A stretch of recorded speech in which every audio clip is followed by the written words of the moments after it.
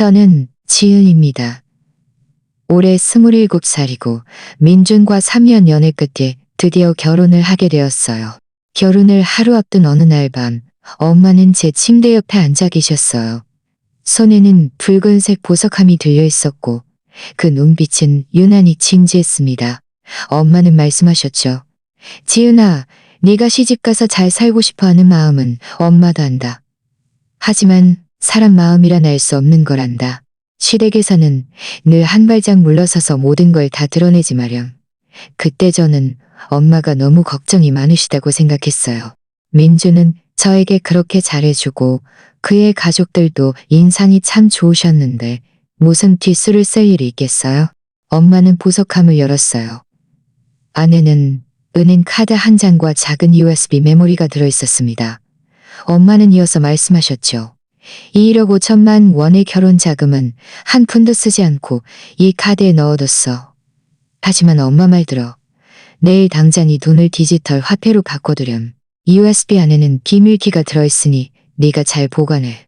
저는 미간을 찌푸리며 말했습니다. 엄마, 이러는 건 좀 아니지 않아요? 민준이 알면 서운해할 거예요. 제가 그 사람을 믿지 못한다고 생각할 수도 있고요. 엄마는 한숨을 쉬며 제 손을 잡고 말씀하셨습니다. 이 바보 같은 딸아, 신뢰는 서로 주고받는 거지만 사람을 경계하는 마음은 늘 가져야 한단다. 엄마가 젊었을 때 손해를 본 적이 있어서 너까지 같은 길을 걷게 할 순 없어. 생각해봐. 2억 5천만 우리 집 같은 길을 걷게 할 순 없어. 저는 여전히 망설였습니다. 엄마는 다시 말씀하셨죠. 지금 당장 민준이한테 말할 필요 없어. 1년 반쯤 지나 너희 부부 생활이 안정되고 그가 진심으로 너에게 마음을 다 쏟을 때 그때 말해도 늦지 않아. 하지만 지금은 이 뒷수를 꼭 마련해둬야 해. 엄마의 눈에 어린 곳에 숨겨두고 절대 잃어버리지 마. 아무도 모르게. USB는 너만 아는 곳에 숨겨두고 절대 잃어버리지 마다. 절대 잃어버리지 마다. 제가 승낙하자 엄마의 얼굴에 비로소 작은 미소가 피어났고 다음 날 결혼식이 끝나고 손님들을 배웅한 후 민준이 친척들과 술 마시는 틈을 타 저는 몰래 은행 카드를 들고 엄마가 말씀하신 디지털 자산 운용사로 향했습니다. 직원들은 매우 전문적으로 제 작업을 도와주었고 은행 카드에 있던 1억 5천만 원을 모두 디지털 화폐로 전환해 주었습니다. 그리고 비밀키 USB를 잘 보관하라고 거듭 당부했죠. 저는 USB를 잘 보관하라고 거듭 당부했죠. 집에 돌아오니 민주는 이미 반쯤 취해 있었습니다. 제가 돌아온 것을 보자마자 저를 wal아가느며 말했습니다. 지은아, 이제 너는 내 아내야. 내가 너에게 정말 잘해줄게. 조금도 서운하게 하지 않을 거야. 그의 품에 안겨 있자니 저는 또다시 죄책감을 느꼈습니다. 제가 너무 앞서 나가는 건 아닐까 하고요. 하지만 엄마의 당부가 떠오르자 저는 그 죄책감을 다시 억눌렀습니다. 그저 잘 살기만 한다면 이 뒷수는 어쩌면 영원히 쓸 일이 없으며 결혼 후 저와 민주는 시내의 새 아파트에 살았습니다. 시어머니는 가끔 오셔서 들르셨죠. 처음에는 시어머니가 저에게 꽤나 친절하셨습니다. 밥도 해주시고 설거지도 도와주셨고요.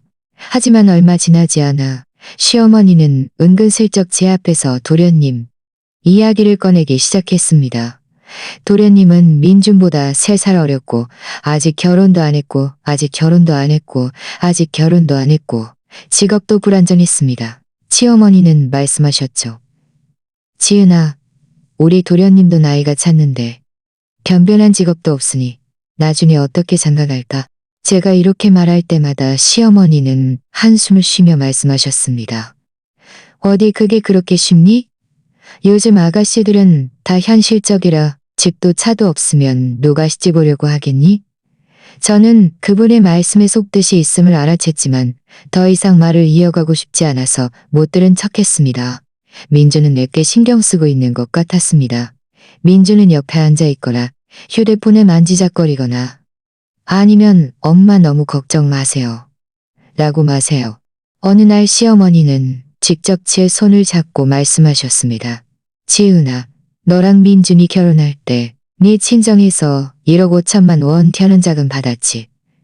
그 돈도 적지 않은데 우리 도련님 집 계약금 좀 보태줄 수 없을까?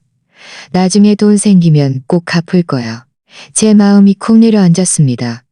제 마음이 쿵 내려앉았습니다. 그리고 제가 가져온 폐물들도 자금 이야기였군요. 저는 전에 엄마와 상의했던 대로 말했습니다. 어머니, 결혼 자금은 제가 길렸습니다. 시어머니의 얼굴에서 미소가 순식간에 사라졌습니다. 입술을 비죽이며 말씀하셨죠.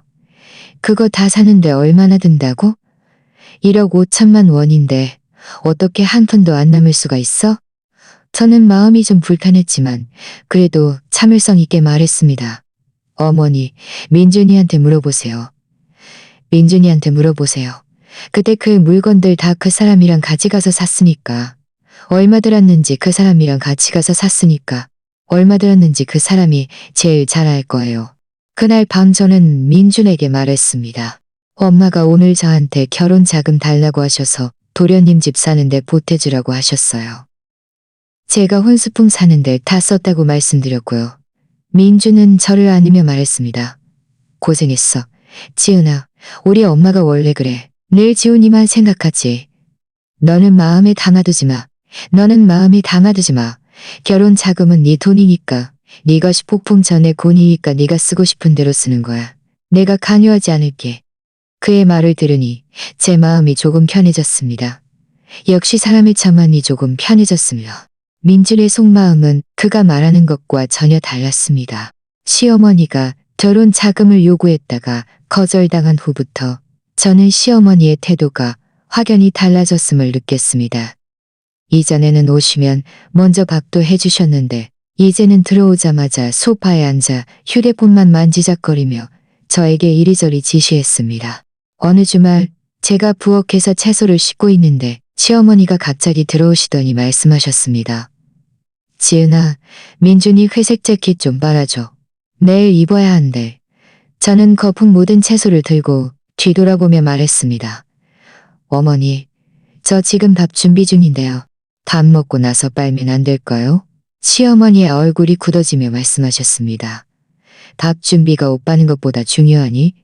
민준이 회사에서 얼마나 힘든데 옷을 깨끗하게 안 빨아주면 어떻게 밖에 나가?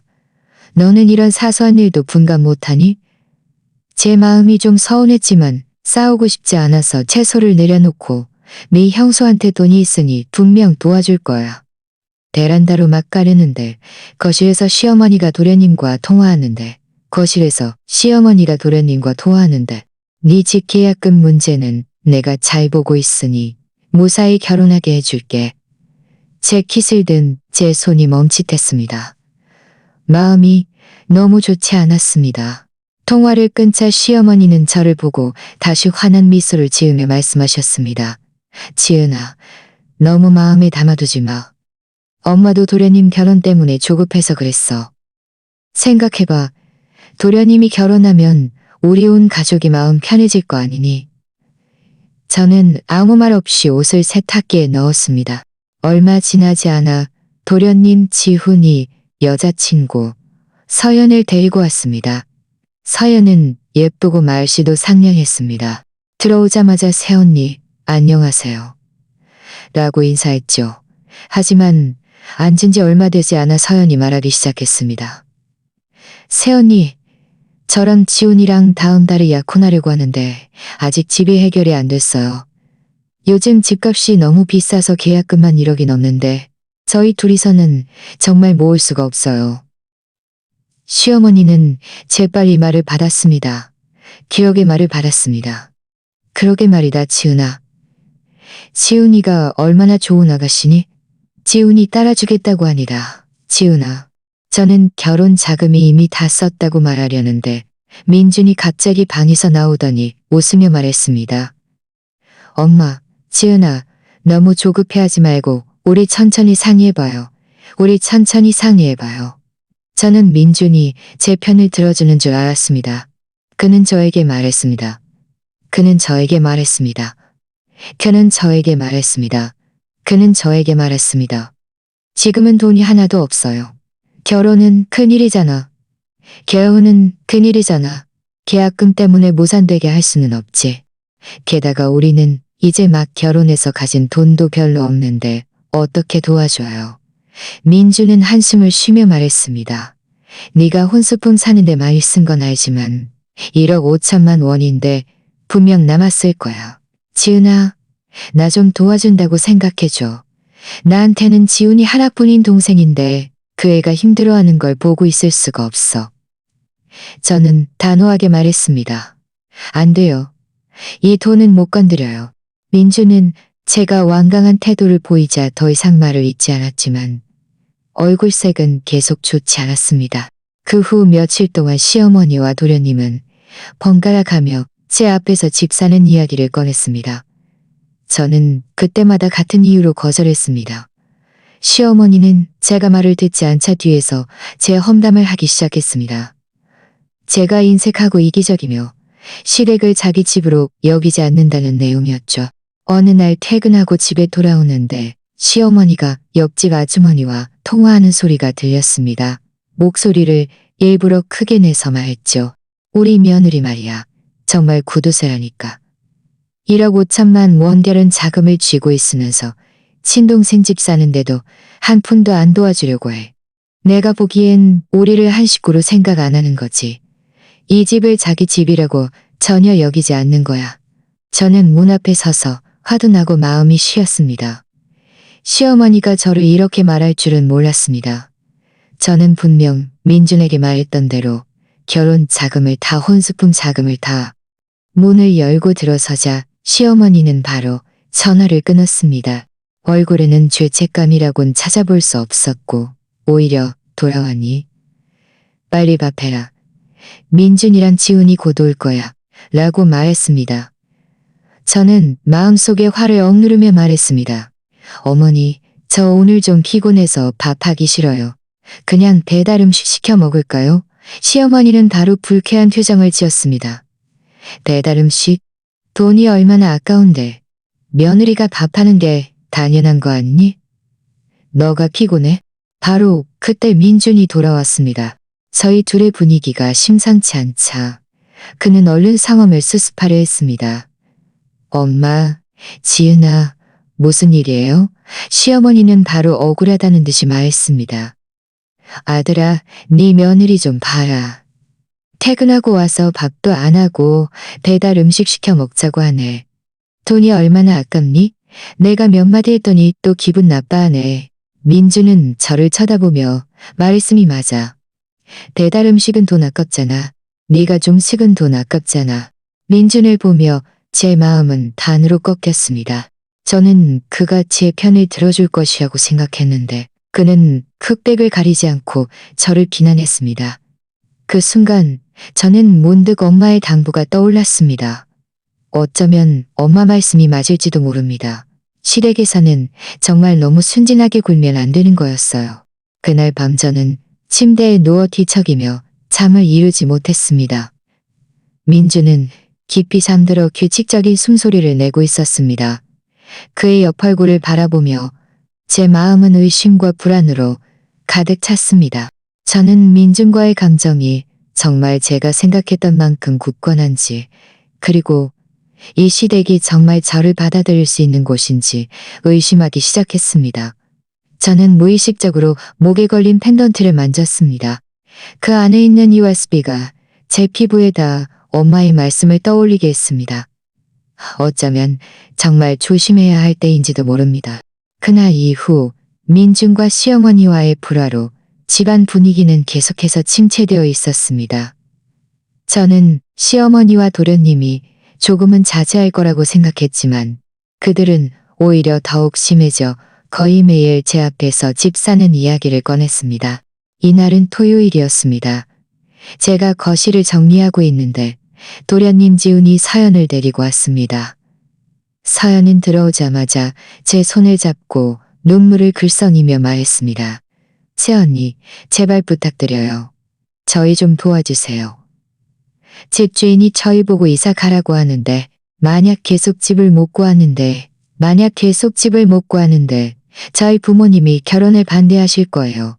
그녀의 불쌍한 모습을 보니 저도 마음이 좀 좋지 않았지만 결혼 작은 모습을 보니 저도 마음이 좀 좋지 않았지만 정말 결혼 자금은 다 혼수품 사는 데 써서 언니 손에 그렇게 많은 돈이 없어. 시어머니는 옆에서 말을 거들었습니다. 지은아, 그 말은 틀렸어. 1억 5천만 원의 결혼 자금으로 그 가구랑 가전제품을 사는데 얼마나 들었다고? 분명 남은 돈을 네가 저금해뒀을 거야. 다 한 식구인데 네 도련님 결혼 같은 큰일에 어떻게 팔짱만 끼고 있을 수 있니? 제가 막 반박하려는데 민준이 서재에서 나오더니 말했습니다. 지은아, 다들 일단 앉아서 잘 얘기해봐. 자리에 앉자 지훈이 말했습니다. 새언니, 제가 언니한테 결혼 자금 전부를 달라고 하는 건 무리라는 걸 알아요. 그냥 8천만 원만 빌려주세요. 나중에 돈 생기면 꼭 제일 먼저 갚을게요. 저는 고개를 저으며 말했습니다. 지훈아, 안 빌려주는 게 아니야. 저는 정말 돈이 없어요. 저는 정말 돈이 없어요. 우리는 이제 막 결혼해서 매달 주택대출금도 갚아야 하고 손에 있는 돈이 별로 없어요. 시어머니가 갑자기 탁자를 내리치며 말했습니다. 이제 와서 네 도련님 도와주라고 돈 좀 내놓으라고 했더니 이 핑계 저 핑계 대고 있어? 내가 말하는데 오늘 이 돈은 네가 무조건 내놔야 해. 안 그러면 이 집에 발붙일 생각도 하지 마. 시어머니의 태도에 격분한 저는 자리에서 일어나 말했습니다. 어머니, 결혼 자금은 제 친정에서 저에게 준 거예요. 제가 어떻게 쓸지 결정할 권리가 있어요. 제가 내놓기 싫으면 강요할 수 없어요. 민주는 저희가 싸우는 것을 보고 황급히 저를 잡으며 말했습니다. 지은아, 말 좀 줄여. 엄마도 지훈이 결혼 때문에 조급해서 그래. 너는 좀 이해해 줄 수 없니? 민준을 보며 저는 너무 실망했습니다. 저는 말했습니다. 민준아, 제가 그들을 이해하면 누가 저를 이해해 주나요? 그들은 제가 돈이 없는 걸 알면서도 계속 저를 강요하고 당신은 저를 탓하기까지 하네요. 서연이 갑자기 울음을 터뜨리며 말했습니다. 다 제 탓이에요. 제가 굳이 집을 사겠다고 하지 않았으면 이렇게 다들 힘들어할 일도 없었을 텐데. 지우는 서둘러 그녀를 위로했습니다. 너랑 상관없어. 내가 못나서 그래. 집 한 채도 못 사주고. 시어머니는 이 기회를 틈타 말했습니다. 봐라. 서연이가 얼마나 착하니? 너는 좀 봐라. 장지은. 네가 서연이 밥만 착했어도 이 집이 이렇게 불화하지는 않았을 거야. 저는 더 이상 참을 수 없어 몸을 돌려 방으로 들어가 문을 잠갔습니다. 침대에 앉아있자니 억울하고 화가 났습니다. 왜 그들은 저를 이해해주지 못하고 굳이 결혼 자금을 내놓으라고 강요하는 걸까요? 저는 목에 걸린 펜던트를 만지며 다행이라고 생각했습니다. 엄마 말씀대로 결혼 자금을 디지털 화폐로 바꿔두지 않았다면 지금 정말 그들에게 쫓겨오갈 데 없는 신세가 되었을 테니까요. 잠시 후 민준이 문을 두드리고 들어와 제 옆에 앉으며 말했습니다. 지은아, 미안해.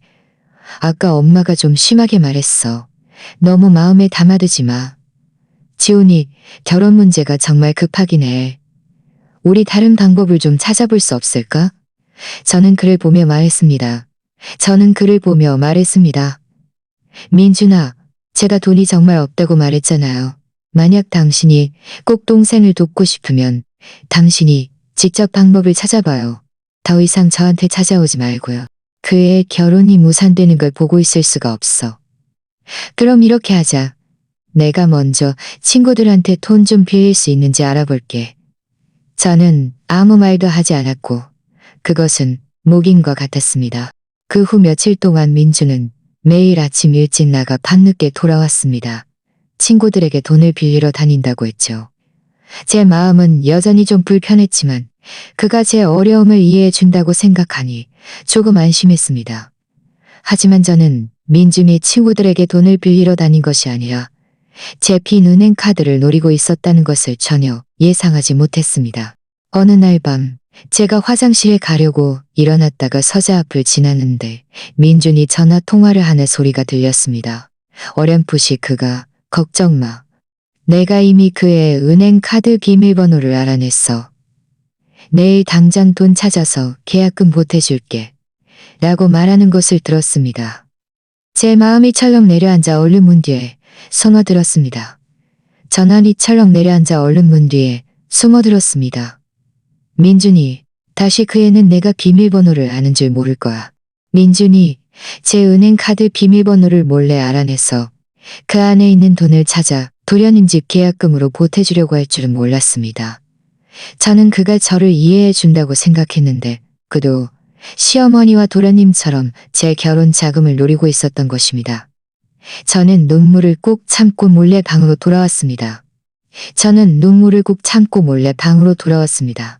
침대에 누워 밤새도록 눈을 감지 못했습니다. 화도 나고 마음이 시렸습니다. 이 결혼은 어쩌면 처음부터면 어쩌면 옆에서 깊이 잠든 민준을 보니 그는 아무런 양심의 가책도 없는 듯 편안한 표정이었습니다. 제 마음속에서 혐오감이 한꺼번에 치솟았습니다. 날이 밝자 저는 아무것도 모르는 척 평소처럼 일어나 아침 식사를 준비했습니다. 민준이 잠에서 깨어나 씻고 식탁에 앉으며 웃으며 말했습니다. 지은아, 오늘 만든 죽 정말 맛있겠다. 저는 그를 상대하지 않고 제 밥그릇만 내려다보며 먹었습니다. 그는 제가 평소와 다르다는 것을 눈치챘는지 다시 말했습니다. 아직도 엄마한테 화나 있어? 내가 이미 엄마한테 잘 말해뒀으니까 앞으로는 너를 강요하지 않을 거야. 저는 고개를 들어 그의 눈을 똑바로 쳐다보며 말했습니다. 민준아, 정말 친구들한테 돈 빌리러 다녔어? 그의 눈빛이 잠시 흔들리더니 서둘러 말했습니다. 응. 지금 몇 명한테 연락하는 중이야. 좀 빌릴 수 있을 거야. 제 마음속으로 비웃었습니다. 이 지경이 되어서도 아직 거짓말을 하다니. 아침 식사를 마친 후 민준은 회사에 야근하러 간다고 말하고 가방을 들고 나갔습니다. 그가 나가자마자 저는 서둘러 휴대폰을 꺼내 은행 앱을 다운로드했습니다. 로그인해서 보니 제 마음이 순식간에 바닥으로 가라앉았습니다. 은행 카드에 원래 남아있던 200만 원 남짓의 용돈이 겨우 1억만 원 남짓밖에 없었습니다. 저는 급히 거래 내역을 확인했습니다. 어제 오후에 200만 원이 낯선 계좌로 이체된 기록이 있었습니다. 1억 4천만 원이라니.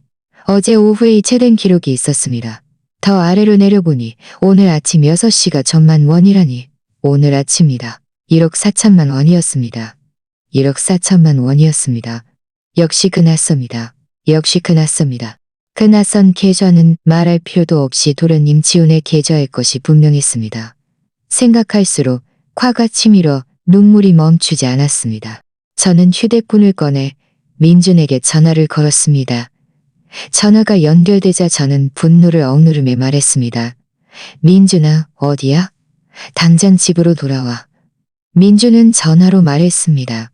무슨 일인데 전화로 말 못해? 저는 이를 악물고 말했습니다. 당신이 안 돌아오면 뒷감당은 당신이 해. 말하고는 전화를 끊었습니다. 1시간쯤 지나 민준이 돌아왔습니다. 들어오자마자 그는 짜증 섞인 표정으로 말했습니다. 대체 무슨 일인데 이렇게 급하게 나를 불러? 내 업무 방해하면 어쩔 거야? 저는 휴대폰을 그의 앞에 던지며 거래 내역을 가리키며 말했습니다. 당신이 직접 봐. 당신이 몰래 내 은행 카드에서 이체한 1억 4,200만 원은 대체 무슨 의미야? 민준은 휴대폰 화면을 보자마자 얼굴색이 변했습니다. 눈빛이 불안하게 흔들렸죠. 저는 비웃었습니다. 어쩔 수 없었다고?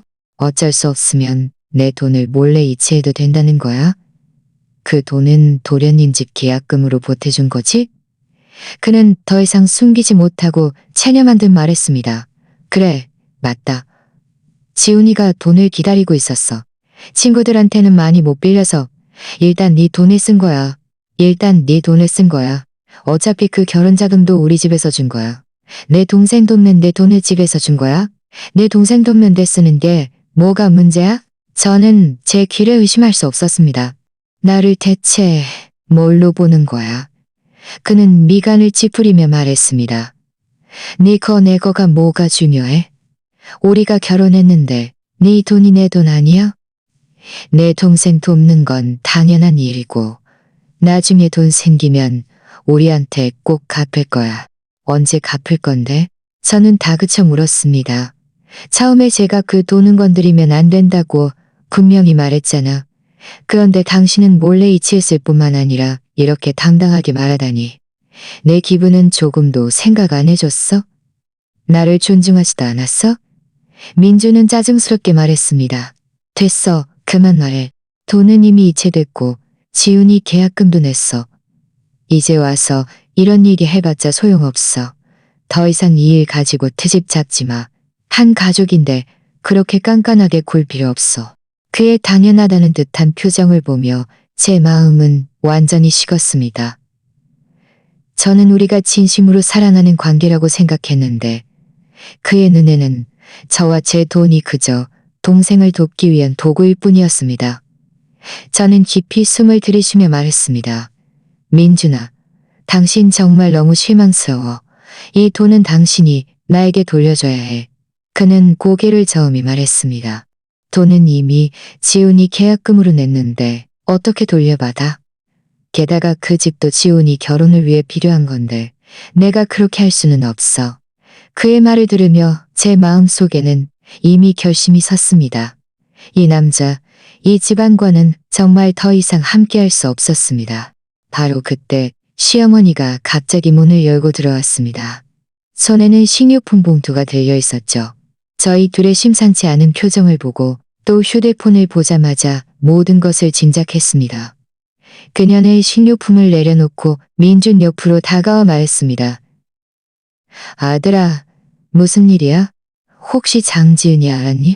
민준이 고개를 끄덕이자 시어머니는 바로 저에게로 몸을 돌려 얼굴에 경멸하는 듯한 표정을 지으며 말했습니다. 장지은, 나는 또 무슨 큰일이라고. 겨우 네 돈 좀 가져다가 지훈이 계약금 보태준 것뿐인데 그렇게 화를 낼 필요가 있니? 다 한 가족인데 서로 돕는 건 당연한 일이지. 게다가 그 결혼 자금은 원래 우리 집에서 준 거니까 우리가 어떻게 쓰든 상관없잖아. 시어머니의 이치에 맞지 않는 말에 저는 더욱 화가 치밀었습니다. 어머니, 결혼 자금은 제 친정에서 저에게 준 거예요. 어머니 댁에 준 게 아니고요. 제 돈 역시 제 돈을 몰래 이체한 건 절도예요. 시어머니는 비웃으며 말했습니다. 절도? 네가 민준이랑 결혼했으면 우리 민씨 집안 사람이여. 네 물건도 당연히 우리 민씨 집안 거지. 내가 말하는데 이 돈은 네가 오늘 동의하든 안 하든 상관없이 가져갈 거야. 눈앞의 모자를 보며 제 마음은 절망으로 가득 찼습니다. 제가 이런 가정에 시집와서 이렇게 이기적이고 제 멋대로인 남편과 무례한 시어머니를 만날 줄은 몰랐습니다. 저는 주먹을 꽉 쥐어 손톱이 살을 파고들 지경이었습니다. 이제 그들에게 지은도 만만한 사람이 아니라는 것을 보여줄 때가 왔다는 것을 알았습니다. 엄마가 남겨주려고 했던 뒷수가 이제 빛을 발할 때가 온 것입니다. 시어머니와 민준이 한 목소리로 저를 몰아세우는 모습을 보며 제 마음속의 분노는 오히려 천천히 가라앉았습니다. 오직 차가운 평정심만이 남았지요. 저는 비웃으며 말했습니다. 여러분은 정말 그 은행 카드에 1억 5천만 원이 그대로 남아 여러분이 가져가기를 기다리고 있다고 생각하세요? 민주는 잠시 멍해지더니 이내 경멸하듯 말했습니다. 그럼 아니야. 네가 다 혼수품 사는데 썼다고 하지 않았어? 내가 보기엔 네가 아까워서 일부러 거짓말한 거지. 내가 비밀번호를 알아내서 돈을 이체하지 않았으면 언제까지 우리를 속이려고 했어? 시어머니도 고개를 끄덕이며 거들었습니다. 맞아. 1억 5천만 원인데 그 정도 가구랑 가전제품 사는데 겨우 3천만 원 들었을 테고 남은 돈은 다 카드에 넣어뒀겠지. 이제 돈이 지훈이 손에 들어갔으니 저는 그들과 다투지 않았습니다. 그저 천천히 목걸이에서 펜던트를 풀고 그 안에서 USB를 꺼냈습니다. 민준과 시어머니는 제가 뭘 하려는 건지 궁금하다는 듯 저를 쳐다보았습니다. 저는 USB를 들고 컴퓨터 앞으로 가서 연결한 다음 고개를 들어 그들을 보며 말했습니다. 여러분은 제 돈이 어디에 있는지 궁금해했죠? 오늘 제가 똑똑히 보여드릴게요. 민준은 미간을 찌푸리며 말했습니다. 또 무슨 수작을 부리려고? 은행 카드에 있는 돈은 내가 이미 이체했어. 네가 또 무슨 돈이 있다고? 저는 그를 무시하고 손가락으로 키보드를 빠르게 조작하여 디지털 화폐 계정에 로그인했습니다. 페이지가 로딩되자 저는 컴퓨터 화면을 그들에게 돌리며 말했습니다. 여러분, 직접 보세요. 민준과 시어머니는 서둘러 가까이 다가왔습니다. 그들이 화면에 표시된 잔액을 보자마자 두 사람은 얼어붙었습니다. 눈은 휘둥그레졌고 입은 달걀 하나가 들어갈 만큼 벌어졌죠. 화면에는 계좌 잔액이 선명하게 표시되어 있었습니다. 3억 1,280만 원. 민주는 눈을 비비며 믿을 수 없다는 듯이 말했습니다. 이게 어떻게 이럴 수가 있어? 네가 결혼 자금을 다 은행 카드에 넣어뒀다고 하지 않았어? 여기에 어떻게 이렇게 많은 돈이 있어? 저는 의자에 기대어 그들의 충격받은 모습을 보며 속이 시원했습니다. 저는 말했습니다. 민준아, 내가 정말 그렇게 바보 같을 줄 알았어? 1억 5천만 원의 결혼 자금을 다 은행 카드에 넣어두고 당신이 훔쳐가기를 기다릴 줄 알았어? 처음에 엄마가 돈을 디지털 화폐로 바꾸라고 하셨고 나는 그 말씀대로 했어. 당신이 이체한 그 은행 카드에는 내가 평소에 쓰던 200만 원 남짓의 용돈 외에는. 시어머니는 정신을 차리고 저를 가리키며 소리쳤습니다. 너 감히 우리를 속여? 왜 그렇게 한 거야? 저는 그녀를 차갑게 보며 말했습니다. 속였다고요. 저는 이걸 뒷수를 남겼다고 하는 거예요. 처음에 엄마가 말씀하셨죠. 사람 마음이란 알 수 없는 거니까 실액에서는 늘 한 발짝 물러서서 조심하라고요. 안타깝게도 그때는 제가 안 믿었어요. 여러분 모두 좋은 사람이라고 생각했죠. 이제 보니 엄마 말씀이 너무나 옳았어요. 제가 이 뒷수를 남겨두지 않았더라면, 오늘 제재를 남겨두지 않았더라면 민준의 얼굴은 새하얗게 질렸고 입술은 떨렸습니다. 그럼 내가 이체한 1억 4,200만 원이 네 용돈이었다고? 저는 고개를 끄덕였습니다. 맞아요. 그건 제가 평소에 아껴서 모아둔 돈이었어요. 원래는 나중에 비상시에 쓰려고 했는데 당신이 몰래 동생 집 계약금으로 보태줄 줄은 몰랐네요. 시어머니는 여전히 우기려 했습니다. 설령 그 전에 우기려 했습니다. 그 1억 5천만 원래 결혼 자금은 원래 우리 집에서 준 거잖아. 결혼 자금은 여러분 집에서 제 친정에 준 거고 제 친정에서 다시 고스란히 저에게 준 거예요. 그건 제 개인 자산이에요. 제가 어떻게 처리하든 여러분 집이랑은 상관없어요. 여러분은 제 동의 없이 제 용돈을 몰래 이체해서 제 합법적인 권익을 침해했어요. 저는 충분히 경찰에 신고해서 여러분을 잡아가게 할 수 있어요. 민주는 경찰이라는 두 글자를 듣자마자 당황했습니다. 지은아, 흥분하지 마. 우리는 부부잖아. 말로 잘 얘기해보자. 툭하면 경찰 부르지 말고. 저는 그를 보며 말했습니다. 부부? 당신이 내 돈을 몰래 이체할 때는 우리가 부부라는 생각 안 했어? 당신이랑 당신 엄마가 나더러 결혼 자금을 내놓으라고 강요할 때는 우리가 부부라는 생각 안 했어? 바로 그때 민준의 휴대폰이 갑자기 울렸습니다. 도련님 지훈의 전화였습니다. 민준은 서둘러 전화를 받으며 불안한 목소리로 말했습니다. 여보세요. 지훈아, 무슨 일이야? 전화 저편에서 지훈의 다급한 목소리가 들려왔습니다. 형, 큰일 났어. 건설사에서 내 계약금 출처가 의심스럽다고 이체 증명을 요구했어.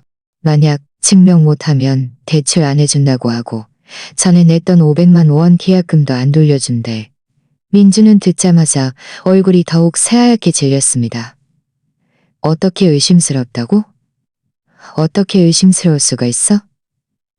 그 돈은 내가 네 형수 카드에서 이체한 건데 지훈이 말아가는 건설사에서 그 돈은 얘가 네 형수 카드에서 이 돈은 형이 몰래 이체한 거지. 세연이가 자발적으로 준 돈이 아니라고 해. 부당 이득에 해당해서 계안이가 자발적으로 준 돈이 아니라고 해. 민주는 전화를 끊고 소파에 주저앉아 중얼거렸습니다. 어떻게 이럴 수가 있지? 어떻게 이럴 수가. 시어머니도 다급해져 민준의 팔을 잡고 말했습니다. 아들아, 이거 어떻게 해? 지훈이 결혼 무산될 수는 없잖아. 그 500만 원 계약금도 헛되이 날릴 수는 없고. 그들이 허둥지둥하는 모습을 보며 저는 조금도 동정심이 들지 않았습니다. 이 모든 것은 그들 자업자득입니다. 그들이 저를 속이려 할 속이려. 저는 자리에서 일어섰습니다. 여러분도 여기서 조급해하지 마세요. 이 일은 저랑 상관없어요. 저는 지금 딱 한 가지 요구사항이 있어요. 민준 씨, 제게서 이체해간 1억 4,200만 원을 돌려주고 우리는 이혼해요. 민준은 깜짝 놀라 고개를 들고 저를 보며 말했습니다. 이혼? 장지은 깜짝 놀라 고개를 들고 저를 보며 말했습니다. 이혼? 장난치지 마. 겨우 이런 사소한 일 때문에 이혼하겠다고? 저는 비웃으며 말했습니다. 사소한 일이라고? 내 돈 1억이 넘는 돈을 몰래 이체한 게 사소한 일이라고. 당신이 순순히 돈을 돌려주고 나랑 구청에 가서 이혼서를 처리하든가 아니면 내가 경찰에 신고해서 당신과 당신 동생 둘 다 곤란하게 만들든가 둘 중 하나야. 시어머니는 저희가 이혼한다는 말을 듣자마자 바로 길바닥에 주저앉아 통곡했습니다.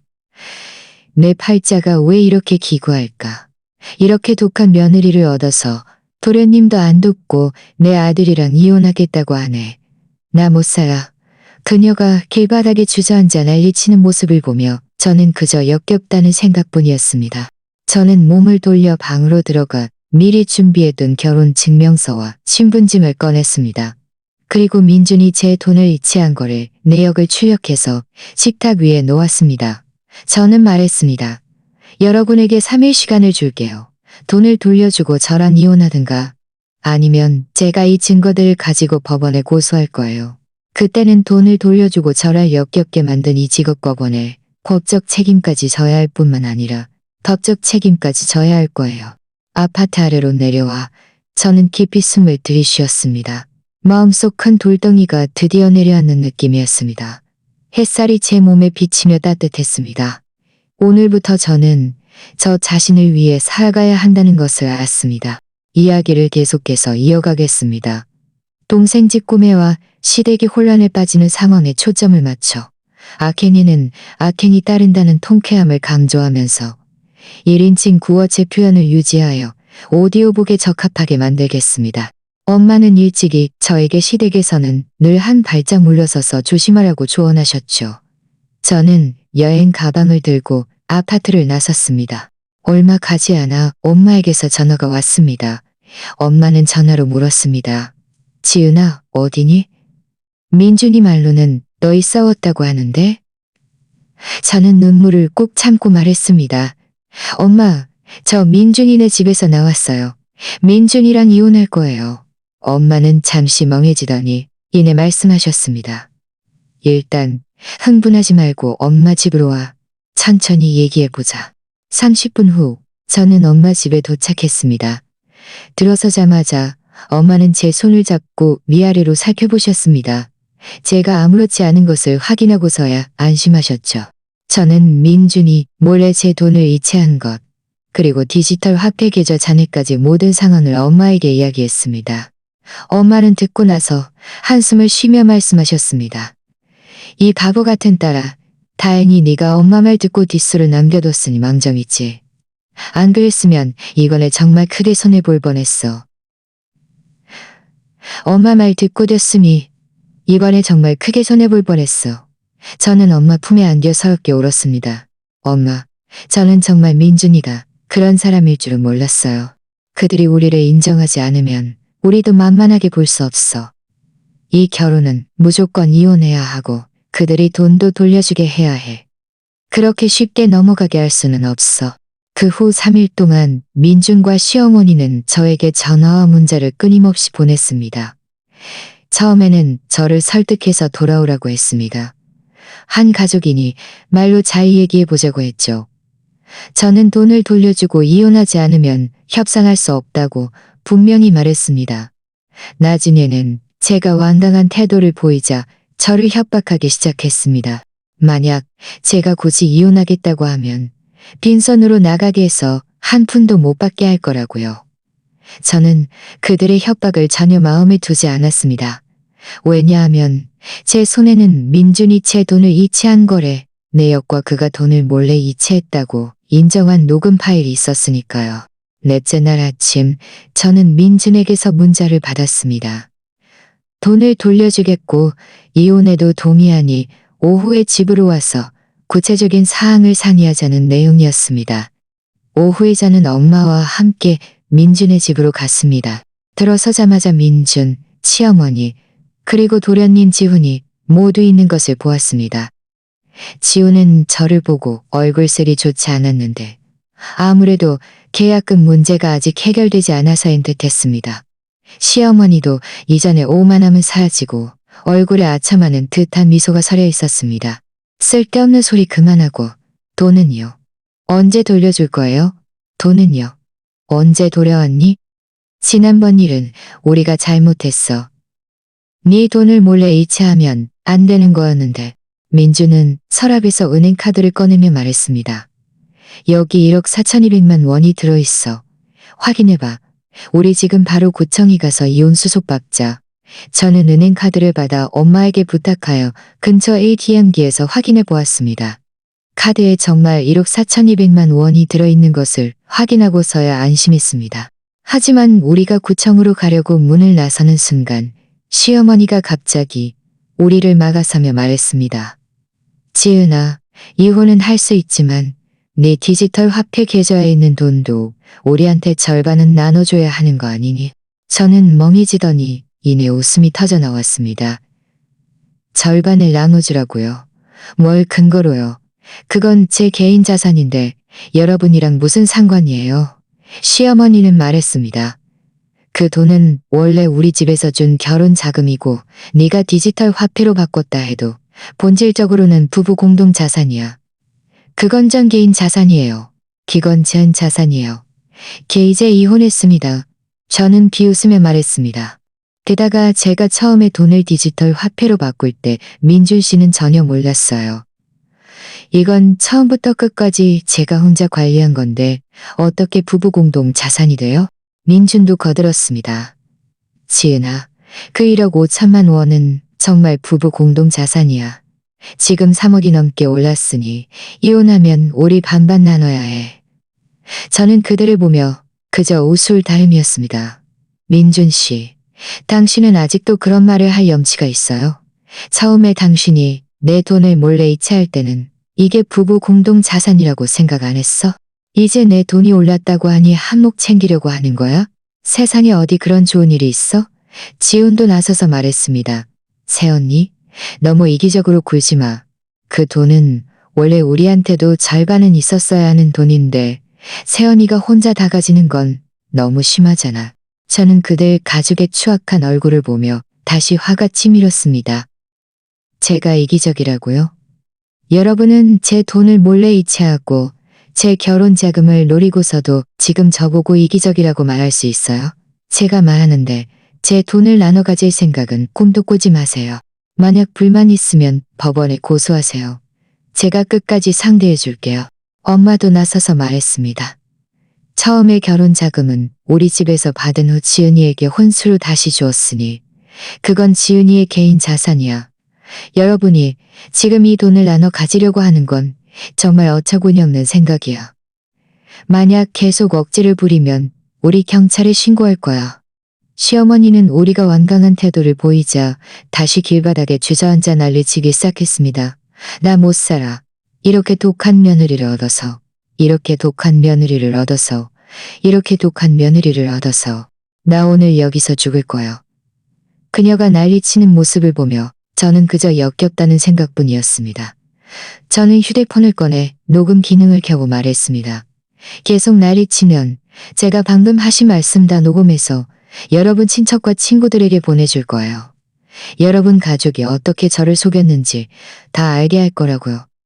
시어머니는 듣자마자 울음을 뚝 그치고 저를 노려고 했습니다. 민주는 미간을 찌푸리며 지은아, 너무 심하잖아. 라고 말했습니다.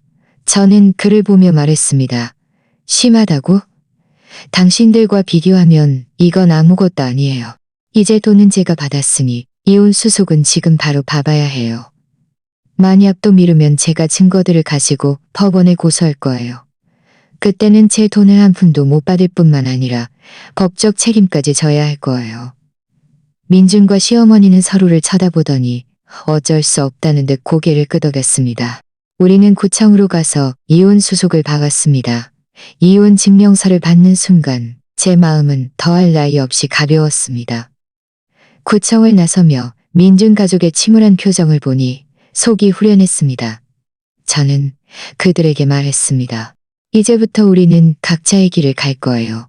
더 이상 아무 관계도 없어요. 앞으로는 잘 살고 더 이상 남을 속일 생각은 하지 마세요.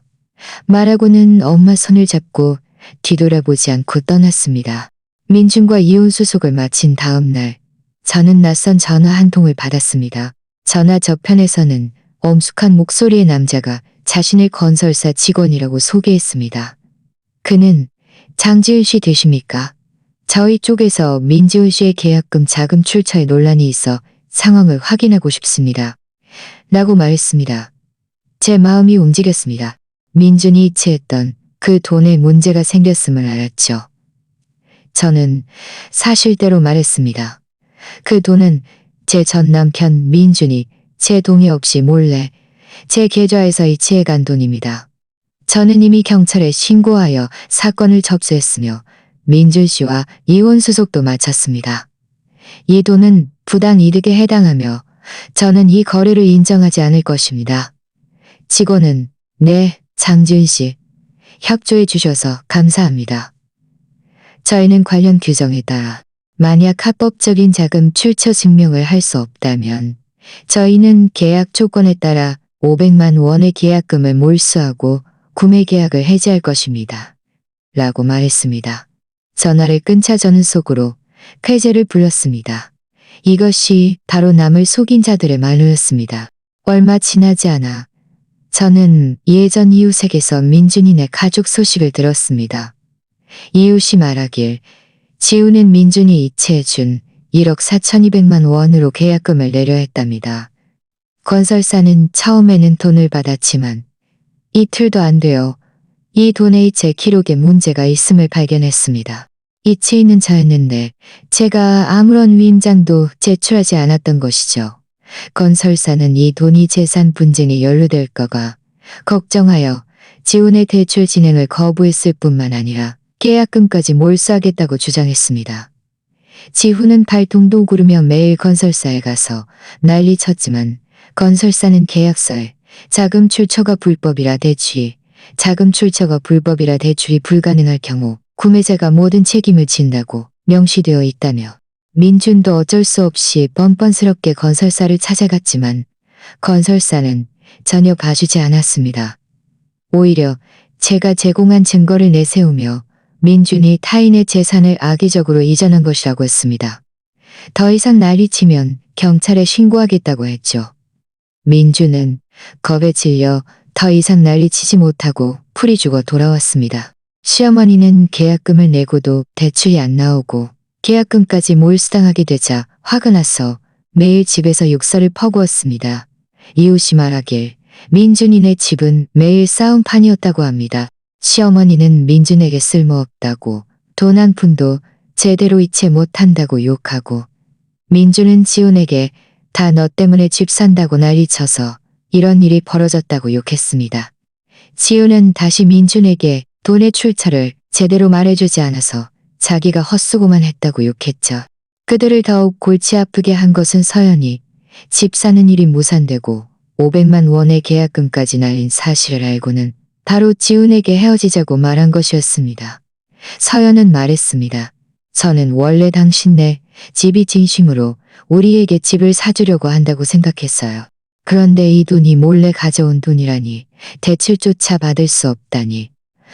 당신네 같은 가족과는 어떤 희망도 보이지 않아요. 지훈이 아무리 붙잡아도 소용없었습니다.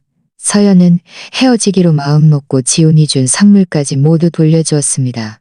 지훈을 실현당하고 돈까지 잃어 완전히 폐인이 되어 매일 입에서 술을 마셨습니다. 술을 마시면 화를 내고 물건을 부수기 일쑤였죠. 시어머니는 집안이 엉망진창인 모습을 보며 입가에 물집이 잡힐 정도로 애가 탔습니다.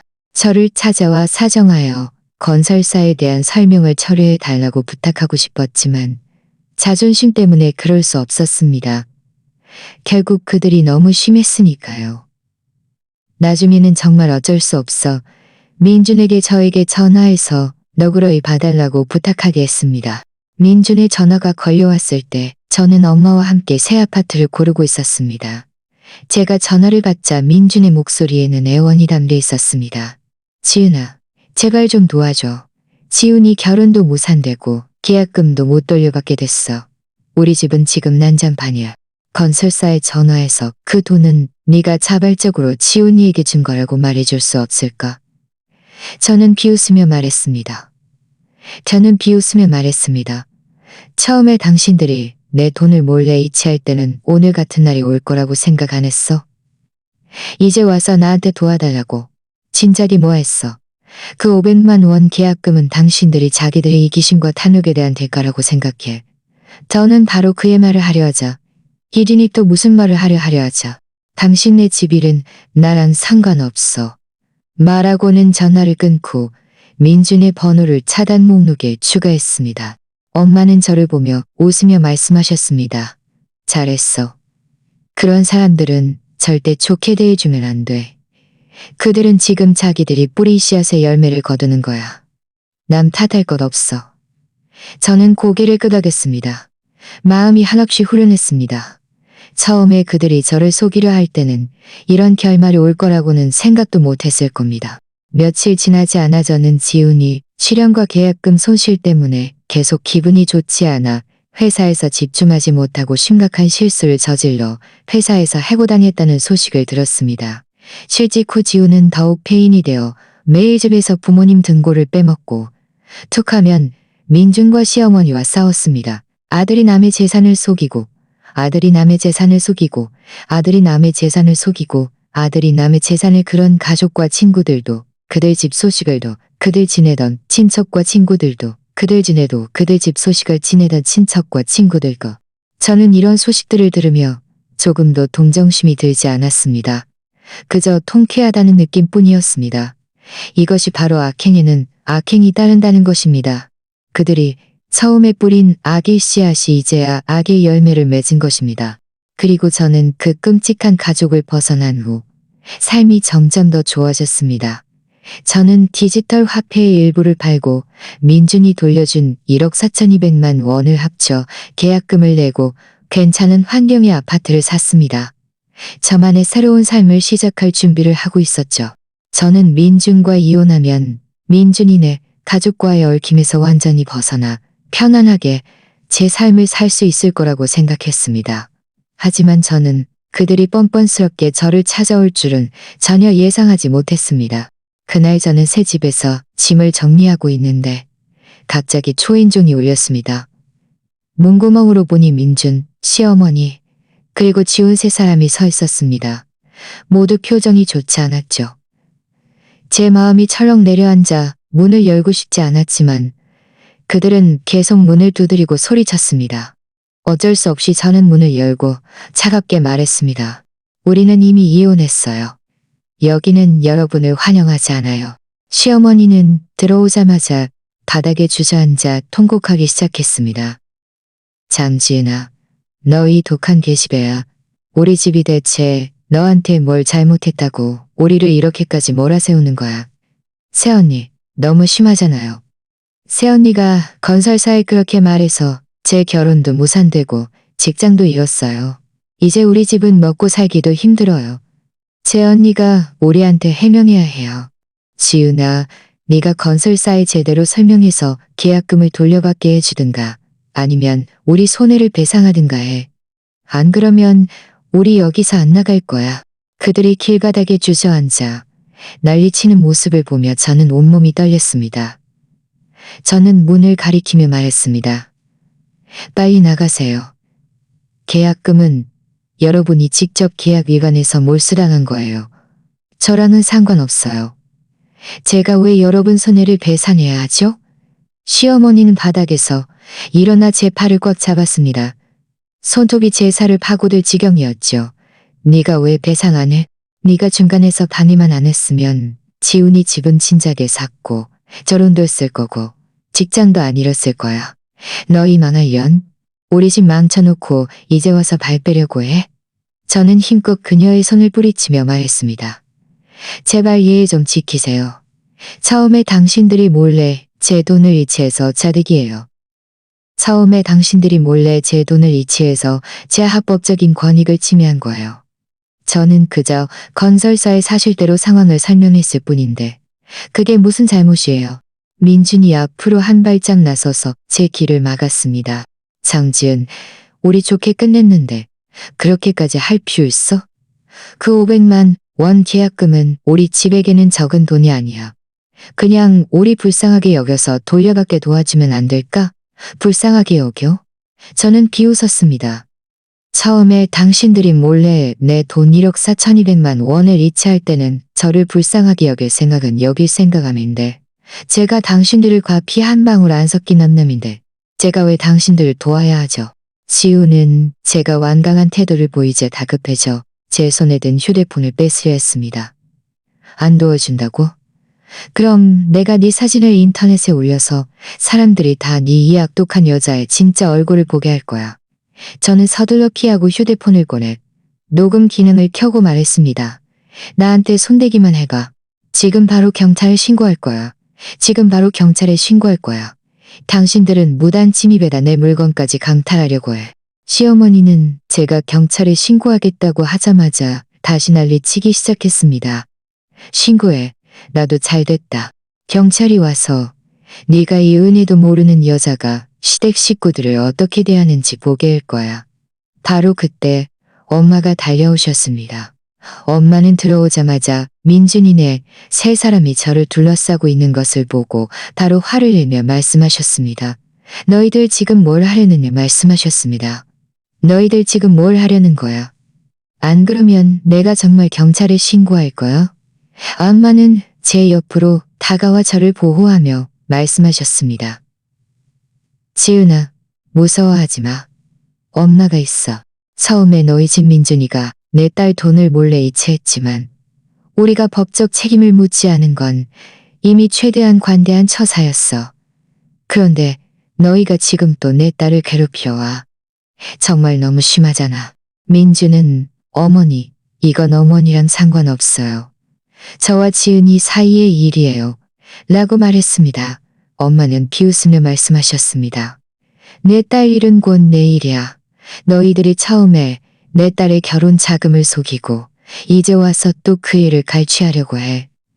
내가 말하는데 어림도 없어. 나한테는 민준이가 돈을 몰래 이체한 거래. 내역과 그가 돈을 훔쳤다고 인정한 녹음 파일이 있어. 만약 너희가 계속 억지를 부리면 내가 이 증거들을 가지고 법원에 고소해서 내 딸의 정신적 손해를 배상하게 할 거야. 시어머니는 엄마에게 증거가 있다는 말을 듣자마자 얼굴색이 변했습니다. 너 무슨 헛소리야. 우리가 언제 네 딸 돈을 훔쳤다고 그래. 그 돈은 장지은이가 자발적으로 우리한테 준 거야. 그 돈은 장지은이가 자발적으로 우리한테 준 거야. 그 안에는 민준이 예전에 저와 대치할 때 자신의 돈을 몰래 이체했다고 인정한 대화가 담겨 있었습니다. 엄마는 말씀하셨습니다. 너희들 들어봐. 이게 민준이가 한 말 아니니? 증거가 있는데도 아직 변명할 생각이야. 민준과 시어머니는 녹음 파일을 들으며 얼굴색이 불그락불락해졌고 더 이상 아무 말도 할 수 없었습니다. 지훈도 고개를 숙이고 조용했습니다. 엄마는 그들을 보며 말씀하셨습니다. 이제 너희들 할 말 있어. 당장 여기서 나가. 안 그러면 내가 지금 바로 경찰에 신고해서 경찰이 너희들을 처리하게 할 거야. 민준이네 세 사람은 서로를 쳐다보더니 더 이상 난리 쳐봤자 소용없다는 것을 알고는 풀이 죽어 떠났습니다. 그들이 비참하게 떠나는 뒷모습을 보며 제 마음은 안도감으로 가득 찼습니다. 엄마는 제 등을 토닥이며 말씀하셨습니다. 지은아, 앞으로 이런 일 생기면 무서워하지 마. 앞으로 이런 일 생기면 무서워하지 마. 엄마가 있어. 그들이 또 너를 괴롭히러 오면 우리 바로 경찰에 신고할 거야. 그렇게 너를 괴롭히게 할 수는 없어. 다행히 엄마가 계시니 맘정이지. 안 그랬으면 정말 어떻게 해야 할지 몰랐을 겁니다. 이 일을 겪으면서 저는 이기적이고 제멋대로이며 무례한 사람들에게는 한치의 양보나 타협도 해서는 안 된다는 것을 더욱 분명히 깨달았습니다. 그렇지 않으면 그들은 더욱 기고만장해질 뿐입니다. 저는 이미 그 끔찍한 가족을 벗어났으니 앞으로 누구도 저를 괴롭힐 생각은 하지 못할 것입니다. 민준이네 세 사람이 풀이 죽어 떠난 후 저와 엄마는 함께 집안을 깨끗이 정리했습니다. 엄마는 소파에 앉아 저를 보며 한숨을 쉬며 말씀하셨습니다. 지은아, 엄마도 네가 요즘 마음고생이 심했다는 걸 알아. 하지만 너무 마음에 담아두지 마. 앞으로는 더 좋은 날이 올 거야. 저는 엄마 어깨에 기대어 말했습니다. 엄마가 계셔서 다행이에요. 안 그랬으면 정말 어떻게 해야 할지 몰랐을 거예요. 엄마는 가방에서 서류봉투를 꺼내 저에게 건네며 말씀하셨습니다. 이거 좀 봉투를 열었습니다. 이거 좀 봐. 저는 의아해하며 서류봉투를 열었습니다. 아내는 보험증서와 아내는 다야 해하며 서류봉투를 열었습니다. 이 아파트는 네가 시집갈 때 엄마가 내 저금으로 너한테 사준 거야. 네 이름으로 되어 있고 등기관리증은 네 외할머니가 보관하고 계셔. 그리고 이 보험은 배당형인데 엄마가 이미 5년 동안 보험료를 냈고 수혜자도 너야. 저는 엄마를 보며 눈물이 멈추지 않았습니다. 엄마, 왜 이런 것들을 저한테 사주셨어요? 왜 저한테 말 안 하셨어요? 엄마는 제 눈물을 닦아주며 말씀하셨습니다. 이 바보 같은 딸아, 엄마는 너 하나뿐인 딸인데 당연히 네 미래를 생각해야지. 처음에 결혼 자금을 디지털 화폐로 바꾸라고 한 건 네가 시댁에서 마음고생할까봐 태로가 없을까봐 걱정돼서였어. 너한테 집이랑 보험을 사준 건 무슨 일이 생겨도 네가 의지할 곳이 있고 남의 눈치 보지 않고 살아가게 하고 싶어서였단다. 저는 엄마를 꽉 안고 흐느끼며 말씀하셨습니다. 고마워요. 엄마는 제 등을 기며 나였습니다. 엄마, 예전에는 엄마가 너무 걱정이 많다고 생각했는데 이제야 엄마가 하신 모든 일이 다 저를 이각했는데 이제야 엄마가 하신 모든 일이 바로 그때 제 휴대폰이 울렸습니다. 디지털 자산 운용사 직원에게서 온 전화였습니다. 그는 장지은 씨, 안녕하세요. 좋은 소식 전해드리려고 전화드렸습니다. 고객님께서 보유하신 디지털 화폐가 최근 많이 올랐습니다. 지금 6억 8천만 원에 달합니다. 지금 6억 8천만 원에 달합니다. 지금 6억 8천만 원에 달합니다. 지금 6억 8천만 원이 올랐습니다. 지금 현금할 수 없었습니다. 뭐라고요? 6억 8천만 웃으며 말했습니다. 네, 장지은 말했습니다. 저는 흥분해서 말했습니다. 네, 알겠습니다. 고맙습니다. 전화를 끊자 저는 흥분해서 엄마에게 말했습니다. 엄마, 제 디지털 화폐가 올랐어요. 지금 팔면 6억 8천만 원을 받을 수 있대요. 엄마도 매우 기뻐하셨습니다. 정말? 너무 잘 됐다. 그건 다 네가 마땅히 받을 몫이고 하늘이 너를 돕는 거야. 저는 바로 디지털 화폐 계좌에 로그인했습니다. 화면에 찍힌 잔액을 보며 마음이 한없이 벅차올랐습니다. 처음에 엄마가 1억 5천만 원의 결혼 자금을 디지털 화폐로 바꾸라고 했을 때 저는 반신반의했지만 지금은 몇 배로 불어났습니다. 이것은 단순히 재산이 아니라 엄마의 저에 대한 사랑과 보호였습니다. 저는 디지털 화폐의 일부를 팔아서 엄마가 저에게 사주신 아파트를 인테리어하고 남은 돈은 저금해서 작은 사업을 할 계획을 세웠습니다. 엄마는 제 생각에 매우 지지해 주셨습니다. 지은아, 네가 하고 싶은 일은 뭐든지 해. 엄마는 언제나 너를 응원할 거야. 그 후 며칠 동안 저는 디지털 화폐 현금화와 아파트 인테리어 일로 바빴습니다. 과정은 순조로웠고 아무런 문제도 없었습니다. 현금화된 돈이 계좌에 들어온 날 저는 은행 카드를 들고 마음이 든든했습니다. 이 돈이 앞으로 제 삶의 보전이자 제가 새롭게 시작할 자본이라는 것을 알았으니까요. 어느 날 제가 인테리어 회사에 가서 인테리어 상담을 하는데 우연히 서연을 만났습니다. 서연은 저를 보고 잠시 멍해지더니 어색하게 웃었습니다. 장지은 씨, 정말 우연이네요. 저도 웃으며 말했습니다. 네, 정말 우연이네요. 서연 씨도 집 인테리어 하러 오셨어요. 서연은 고개를 끄덕이며 말했습니다. 저런 지금 남자친구랑 새 집을 사서 인테리어 디자인 보러 왔어요. 그녀를 보니 예전보다 훨씬 성숙해진 것 같았습니다. 서연은 망설이다가 말했습니다. 장지은 씨, 예전 일은 미안해요. 잔 일은 미안해요. 다지는 일은 미안해요. 자적인 것입니다. 그때는 제가 너무 어리고 물질적해서 지훈 씨를 집 사라고 강요했어요. 나중에야 지훈 씨 계약금이 어떻게미야 지훈 씨 계약금이 어떻게미야 지훈 씨 계약금이 서연은 말했습니다. 민준이네 가족은 지금 정말 힘들게 지낸다고 들었어요. 지훈 씨는 실직 후 계속 집에서 부모님 등골 빼먹고 있고 민준 형부도 이혼과 재산 문제 때문에 직장에도 영향을 받아 강등당했대요. 시어머니는 매일 한숨만 쉬고 집안은 매일 싸움판이래요. 집안은 매일 싸움판이래요. 제 마음은 조금도 동요하지 않았습니다. 저는 말했습니다. 장지은 씨, 지금 이렇게 잘 지내시는 걸 보니 정말 기뻐요. 서연과 몇 마디 이야기를 나눈 후 우리는 각자 헤어졌습니다. 서연의 뒷모습을 보며 저는 만감이 교차했습니다. 사람의 인생에서 가장 중요한 것은 현실에 충실하고 욕심을 부리지 않는 것입니다. 그렇지 않으면 결국 자업자득이 될 뿐입니다. 그리고 저는 이 모든 일을 겪은 후 지금의 삶을 더욱 소중히 여기게 되었습니다. 저에게는 엄마의 사랑이 있고 충분한 재산이 있으며 미래에 대한 희망도 있으며 저는 제가 노력하기만 한다면 앞으로의 삶은 분명 더욱 좋아질 것이라는 것을 알고 있습니다. 저는 또한 엄마가 처음에 저에게 뒷수를 남겨두라고 한 것이 단순히 재산이 아니라 저에 대한 사랑과 보호였다는 것을 깨달았습니다. 선행에는 선행이 따르고 악행에는 악행이 따른다는 말이 정말 틀리지 않았습니다. 저는 진심을 다했지만 나쁜 남자와 못된 시어머니를 만났습니다. 하지만 엄마의 현명한 덕분에 저는 손해를 보지 않았을 뿐만 아니라 오히려 더 많은 것을 얻었습니다. 이것이 아마도 선한 사람에게 베풀어지는 하늘의 보살핌일 것입니다. 엄마가 사주신 아파트 인테리어를 마친 후 저는 정식으로 이사했습니다. 넓고 밝은 거실에 서서 창밖의 푸른 하늘과 흰 구름을 바라보니 제 마음은 전에 없이 가볍고 편안했습니다. 이 아파트는 크지 않지만 따뜻하고 아늑하며 진정으로 저만의 작은 안식처였습니다.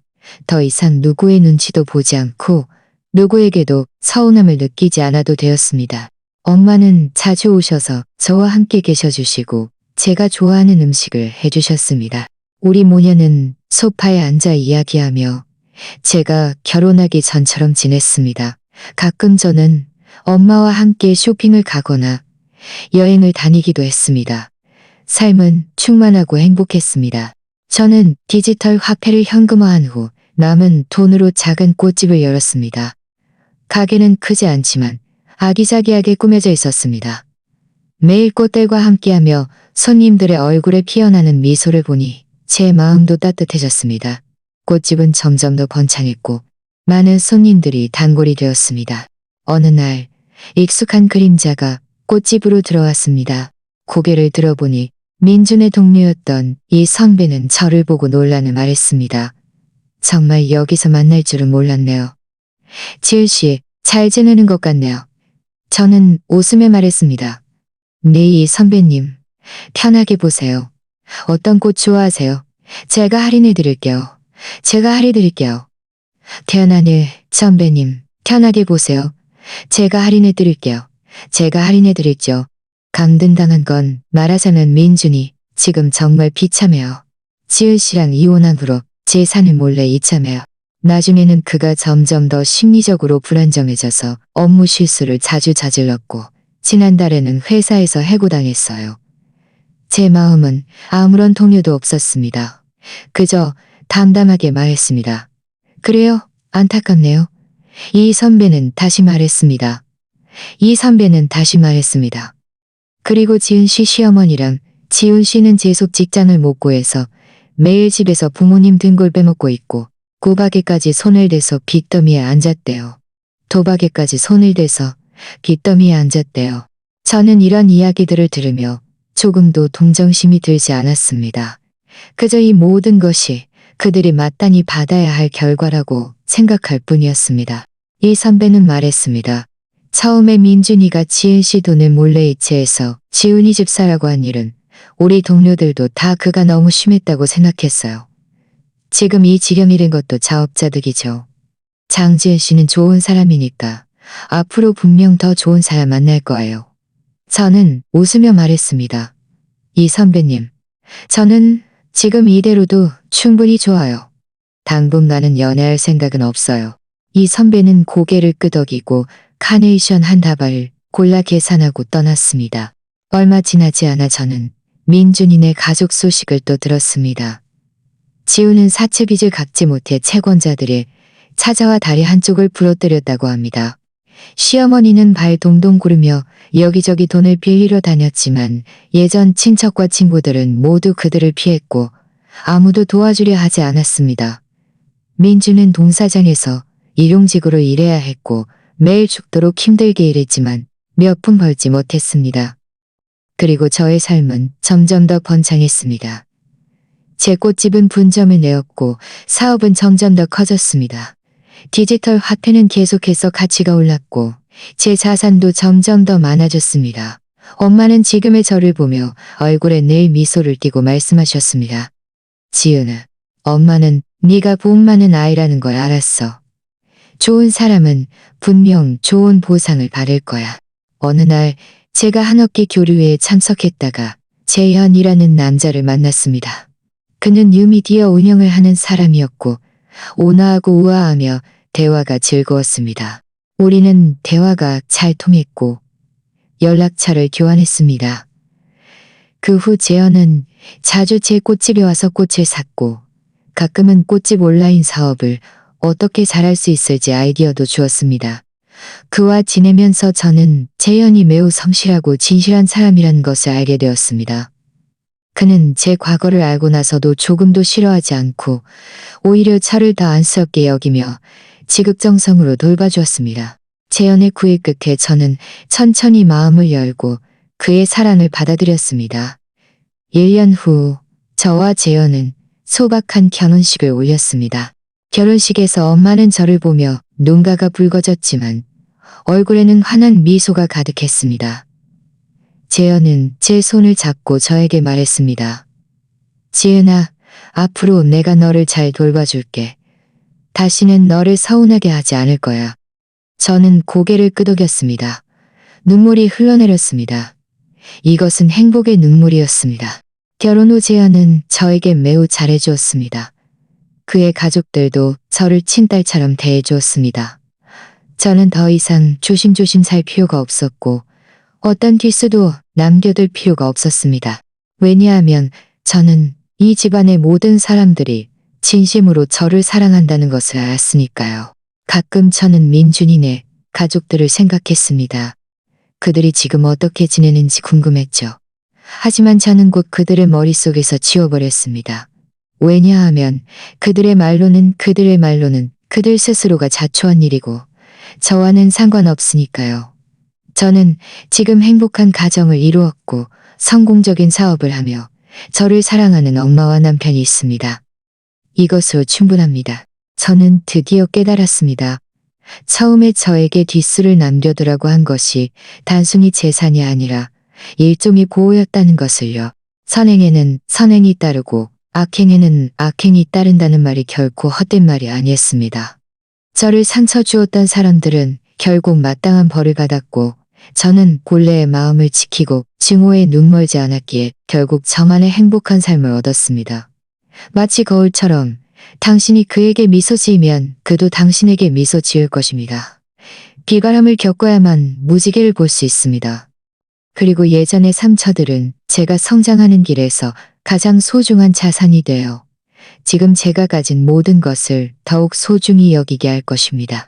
오늘 이야기가 마음에 드셨다면 좋아요를 눌러주시고 구독해주세요. 어떤 종류의 이야기가 더 듣고 싶으신지 댓글로 여러분의 생각을 공유해 주시면 감사하겠습니다. 저희는 계속해서 멋진 이야기를 제공해 드릴 것입니다.